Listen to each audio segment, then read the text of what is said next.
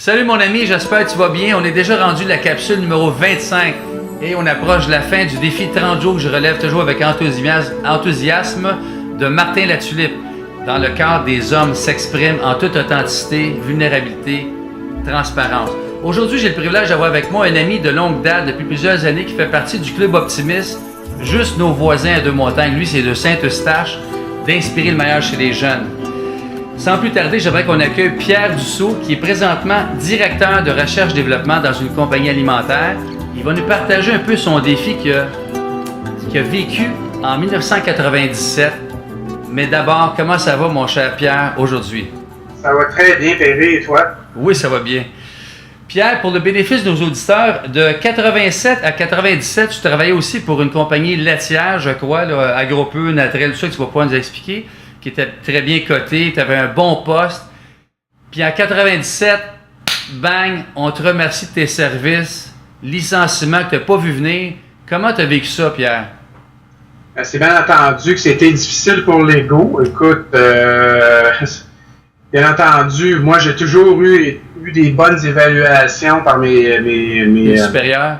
Mes supérieurs, et puis le travail bien fait, la loyauté au travail, toujours bien fait, les compétences étaient là. Sentiment d'appartenance, tu sentais quand même? Sentiment d'appartenance également. Donc, nécessairement, en 97, vu à l'arrivée de restructuration, un nouveau patron, tout ça, donc à ce moment-là... Tu partageais aussi tantôt que tu as travaillé, je pense, 5 ans à Montréal, 5 ans à Québec dans ton 10 ans. J'ai travaillé 5 ans à Québec, 5 ans à Montréal, donc 5 ans à Québec comme conseiller technique, des services techniques. Je travaillais dans 2 usines, je développais des produits, j'aidais à la qualité, j'étais toujours avec les gens dans l'usine. À Montréal, à cause d'un transfert, rationalisation de compagnie, j'ai eu un poste de conseiller principal en recherche-développement. Je travaillais dans le lait de consommation, crème glacée, des beaux projets, des beaux défis. Toujours avec des bons succès, puis du travail très minutieux, très consciencieux. Puis là, du jour au lendemain, bang, tu ne veux pas se venir, tu es apprécié de tout le monde, puis là, on te remercie. Donc, ouais, c'est ça qui est arrivé. Puis, c'était un coup dur, comme je pense...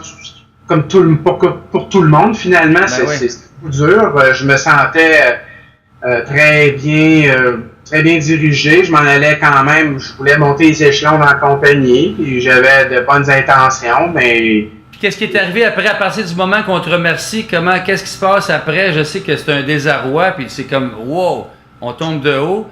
Qu'est-ce que tu as fait après ça? Quel genre d'outils tu étais allé chercher ou des ressources pour te trouver un autre emploi? Puis dans quel secteur d'activité que tu t'es relancé? Bon, ben c'est bien entendu, c'est un jour à la fois. J'ai eu quand même de l'aide de transition de carrière. On prend un recul. 6 mois après, j'étais relancé avec le réseau de contacts aussi que j'avais dans le domaine alimentaire. OK. Et un nouveau défi s'est présenté à moi, puis ce défi-là m'a amené à être encore avec cette compagnie-là pendant une petite PME, dont je suis actionnaire aussi un peu. Donc, beaucoup de grands défis. Ça m'a quand même fait grandir beaucoup, m'a donné confiance, beaucoup d'estime de soi que ça m'a apporté, puis j'ai grandi beaucoup là-dedans. Puis finalement, je pense qu'il faut croire en la vie, il faut se redresser, il faut se relever, puis il faut foncer, il faut continuer, pas désespérer. Mais c'est sûr qu'il y a une période où tu réfléchis, tu te remets en question, mais il y a tout l'entourage, hein, l'appui de la famille, l'appui des amis, puis c'était bien important, puis j'ai beaucoup apprécié l'aide que j'ai eue. Puis, ben, j'imagine, c'est un bon point que tu apportes là, parce que dans ton 6 mois, on peut pas toujours dire qu'on est toujours hype, c'est toujours clair où est-ce qu'on s'en va. Il y a des moments de doute, de remise en question. Puis là, les proches, c'est une denrée rare, ça devient ça devient de la qualité là, au niveau du ressourcement. As-tu été chercher de l'aide extérieure ou c'est ton réseau de contacts vraiment qui t'a permis de faire le switch, là, de trouver un nouvel emploi? Comme je disais, nécessairement, j'ai eu de l'aide en transition de carrière à remettre en cause mes compétences. Ce que j'avais réalisé, ce qui est important, c'est de prendre conscience des réalisations qu'on fait chaque jour dans la vie. Hein. Exactement, c'est bon ça. C'est nos trophées, Puis après ça, après avoir fait le bilan, le recul, tu te dis, oh wow, c'est quand même pas si mal. Puis on se relance, on se relance aussi dans ce qu'on veut puis ce qu'on veut pas. Hein. À chaque chose qui... je peux pas appeler ça un échec, mais une situation comme ça te relance à te repositionner, à te relancer puis de partir à un nouveau défi. Puis avec l'expérience, on repart avec une autre expérience de vie. Je trouve ça bien qu'est-ce que tu apportes parce que je fais appel à une entrevue que j'ai déjà eue avec Sylvain Guimond du Canadien de Montréal, docteur ostéopathe, éducateur physique, tout ça. Il partageait à un moment donné que comment est-ce qu'il booste les athlètes quand ils ont des léthargies puis des moments vraiment difficiles, puis malgré qu'ils font des millions, ça n'a aucun rapport. Des fois, ils ont des pertes de confiance. Il les ramène tout de suite dans leur bon coup, dans leur force. Si un tel joueur, mettons, se sont lancés du poignet ou son coup de patin, il le ramène à ça pour booster sa confiance. Donc, toi, le lien que je fais avec ça, c'est que tu t'es ramené dans tes bons coups que tu faisais à ton emploi pour dire « Hey, wow, j'ai accompli ça, j'ai des compétences, fait que ça rebooste pour repartir, puis non pas parce que c'est facile de tomber dans... C'est qu'est-ce qui me manque, comment ça se fait que c'est arrivé, tu sais. Fait que tu es allé, je pense, dans cette lignée-là.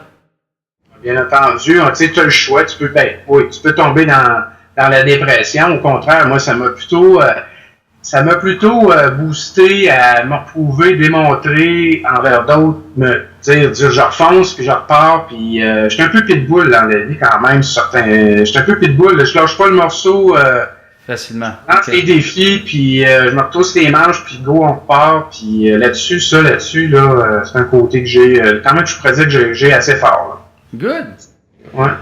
Ben merci Pierre, c'est pas mal le temps qu'on a, puis de recueillir ce partage-là, je trouve ça intéressant et inspirant pour les auditeurs que c'est possible parce que ça arrive, hein, les auditeurs qui nous entendent, des gens qui n'ont pas subi soit une perte d'emploi, une perte d'un être cher, c'est sûr que c'est différents niveaux, mais quand on perd quelque chose, il y a une porte qui se ferme, souvent il y en a un autre qui s'ouvre si on se laisse la chance d'y aller puis d'ouvrir les portes.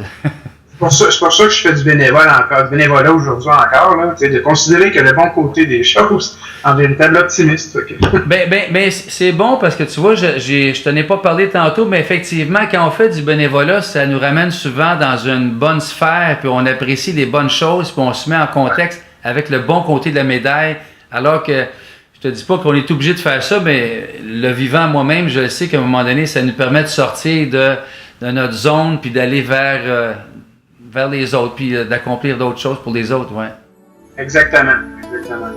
Ben, merci beaucoup, Pierre, puis je te souhaite une bonne fin de... Écoute, merci, c'est vraiment un beau partage.